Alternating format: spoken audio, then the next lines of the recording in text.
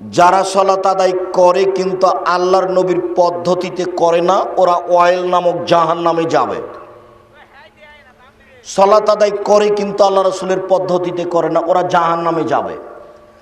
এইবার আপনাকে বলি, যারা সালাত আদায় করে কিন্তু রাসূলের পদ্ধতিতে করে না, এদের জাহান্নাম। তো সালাত আদায় করতে হবে কিভাবে? এবার দেখুন, আল্লাহ রাসূল বলছেন, সাল্লু কামা রাআইতুমুনি উসাল্লি। পৃথিবীর মানুষ, আমাকে যেভাবে সালাত আদায় করতে দেখছো সেভাবে সালাত আদায় করো।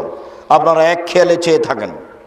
উপস্থিত বৈঠকের মুসলিম বোন, এইদিকে খেয়াল করেন। এই মেয়ে, গল্প করছো কেন? এই ছেলে, গায়ের হাত রাখছো কেন? গায়ের হাত সরাও, রেডি হও।